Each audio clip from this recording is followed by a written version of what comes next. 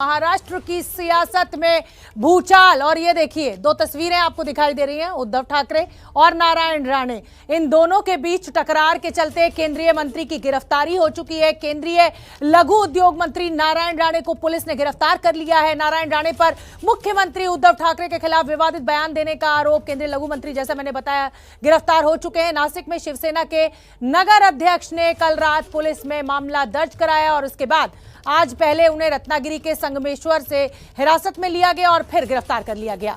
कल राणे ने बीजेपी की जन आशीर्वाद यात्रा के दौरान टिप्पणी की थी और वो अभद्र टिप्पणी थी। एक तरीके से कहा जाएगा कि नारायण राणे की जबान फिसल गई, लेकिन ये दुश्मनी कोई नई नहीं है। 2005 में जब कार्यकारी अध्यक्ष उद्धव ठाकरे को बना दिया था बाला साहब ने, उसी समय नारायण राणे नाराज हुए थे और फिर उन्होंने पार्टी छोड़ी थी, कांग्रेस ज्वाइन की थी, अपनी पार्टी बनाई। उसके बाद वो बीजेपी में आए। तो उद्धव ठाकरे के साथ जो लड़ाई है नारायण राणे की, वो कोई नई नहीं है।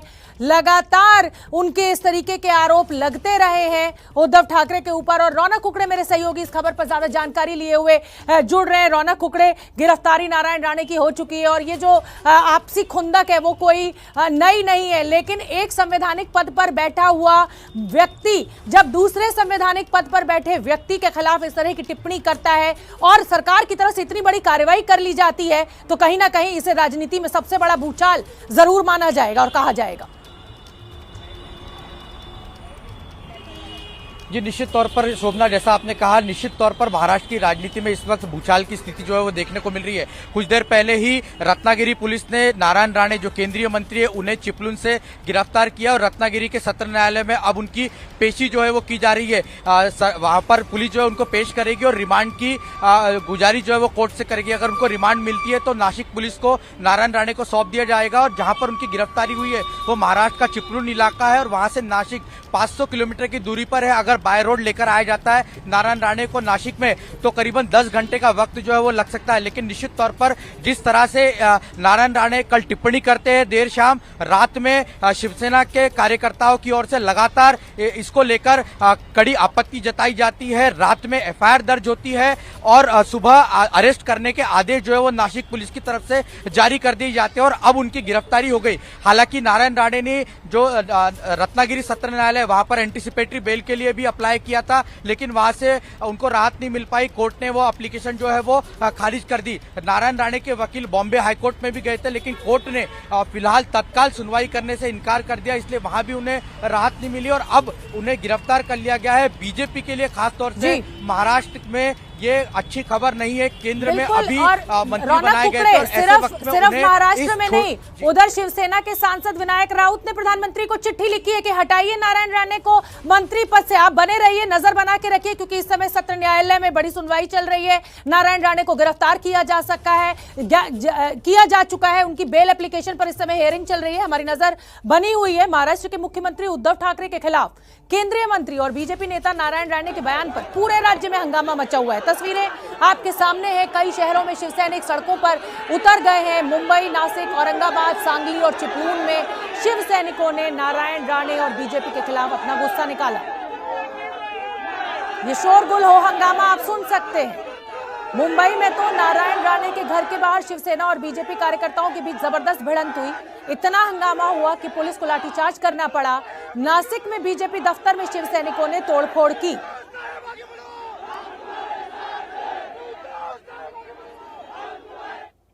और जैसा कि मैंने पहले भी जिक्र किया, शिवसेना के सांसद विनायक राउते ने मंत्री पद से हटाने को लेकर प्रधानमंत्री मोदी को चिट्ठी लिखी है।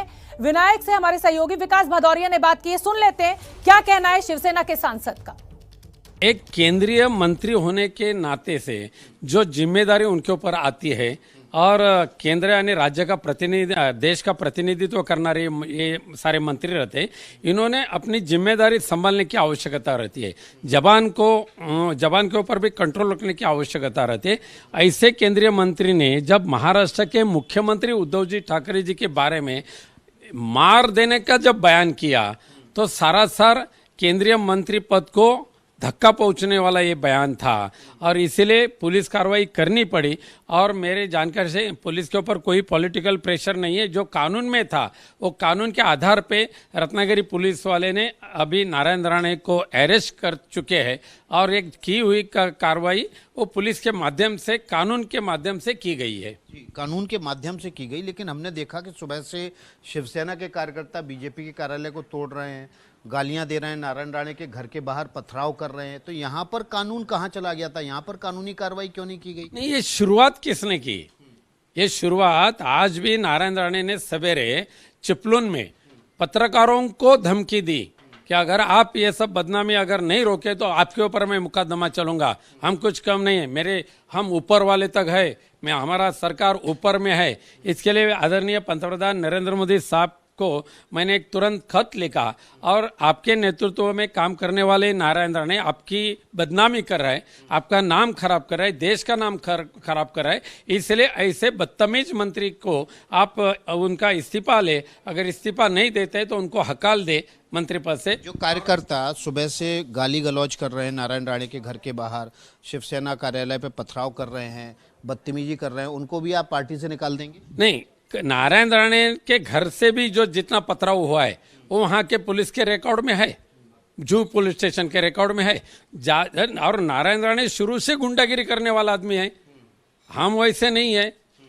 लेकिन आज मुझे खुशी हो रही है कि आदरणीय पंतप्रधान नरेंद्र मोदी साहब को भी नारायण राणे का ये बयान पसंद नहीं आया।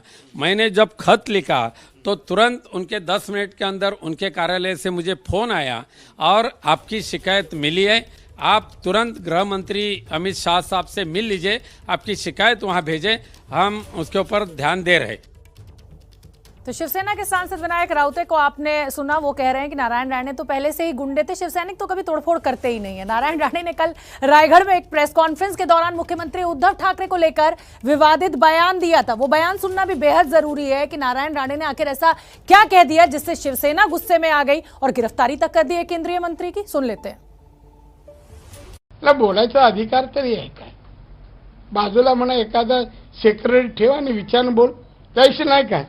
किती वर्ष आली देशाला संतुलन? हिरक महोत्सव काय? मी असतो तर कानाखाली चढवली। एक आहे देशाचं तुम्हाला स्वातंत्र्य दिनाची माहिती नसावी? तो ये तस्वीर में लगातार आपको दिखा रही हूँ उद्धव ठाकरे और नारायण राणे। और मैं ये भी बताना चाहती हूँ कि ये जो खटास है रिश्तों में, ये आज की नहीं है। ये खटास 2005 से चल रही है। उस समय जब नारायण राणे का कट शिवसेना में बड़ा हो रहा था, लेकिन बाला साहब ने उद्धव ठाकरे को कार्यकारी अध्यक्ष बना दिया था और उसी के चलते ये खटास शुरू हुई थी और पार्टी छोड़ी थी नारायण राणे ने।